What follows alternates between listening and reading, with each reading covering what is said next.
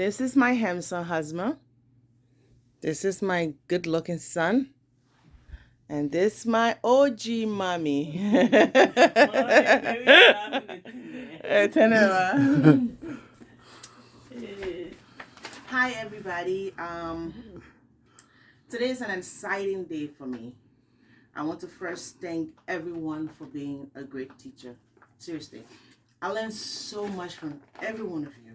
Reading and just, you guys are incredible. And most of all, I would like to thank our incredible professor who has given all of us the opportunity to grow and be better. I'm going to be speaking to you on a topic that is very dear and near to my heart. My hope is that you have an open mind and give me an audience so I can make my case. I would like to discuss illegal immigration, as I said in my preview. This is a topic that is very dear and near to my heart. I choose this topic because I am an immigrant. And the circumstances of my arrival to the United States is the same reason why most people come to the United States. And that is to look for a better life. I would define illegal immigration and the circumstances that lead someone to becoming one. I will also ask that all of us has an open mind as I make my case. All of us has a relative or a friend who is an immigrant, or we have heard of someone who is an immigrant. With that being said, I would like to go into my topic. What is illegal immigration or illegal migration? Who are we? Where do we come from? Every one of us. Illegal immigration is the migration of people crossing the national border of other nations other than their own, that violate the immigration rules and laws of a destination country, nation, without the legal rights of living there. This is a definition from CNN 2015. For the last several months, during the presidential debate around the country, and now at the southern border, immigration has been a hot-button issue. We have heard about 11 million of them who are living in this country illegally, or even more. My speech is about appealing and advocating to my fellow countrymen and classmates, for all of us to look at ways in which we can assist most, if not all, of the good immigrant like myself, who has paid their fair share, meaning paying their dues by paying taxes, staying out of trouble, going to school, owning businesses, working towards legal status. I am of strong conviction that this is good for our country and all of us as people. As an immigrant, I know and understand firsthand what it means to struggle. I came from West Africa, Liberia, one of the oldest nations in Africa.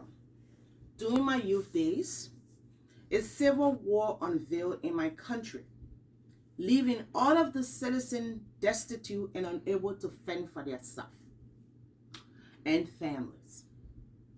Most of my peers were forced into becoming child soldiers, and many of them were made to use drugs at the hands of warlords. As a young woman growing up in Liberia, I was unable to attend school because of the crisis.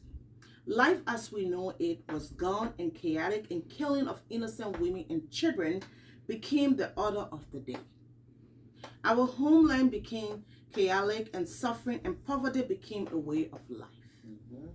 My father, who was the breadwinner in our families, was brutally killed by those child soldiers.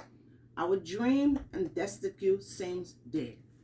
As time went by, my older sister, who was fortunate enough to travel to the United States, eventually sent an invitation for me to come to visit her.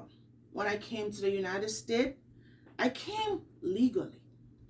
But because of what was going on in Liberia at the time, I decided that I wanted to stay. I knew that most of my friends and family members were either dead or living in poverty. I wanted a better life, good education, freedom for myself. So I overstayed my visa. When I saw America was the place to be, where I enjoy freedom, liberty, and saw how my sister had excelled in her life and career by being here. She worked hard, went to grad and undergrad school. I wanted to be like her in many ways. One day, I knew that going back to Liberia was not going to get me there. So, going back to Liberia was not going to get me where I wanted to be. So I decided I decided to do all I can to remain in the United States. In the end, I was fortunate enough to have applied for political asylum and became legal. I'm now living my dreams with my family and kids, my husband and kids. The United States is where hard work and perseverance can bring about success. My story is not different from many other immigrants in the United States.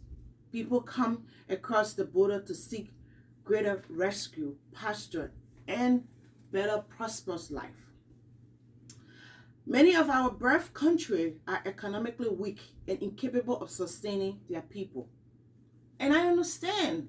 Some of you may say that this is not my country problem, which I completely disagree with.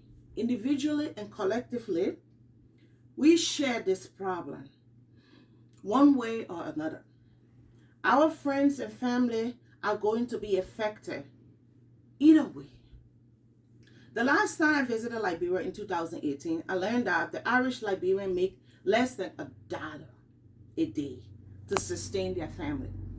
This is very sad.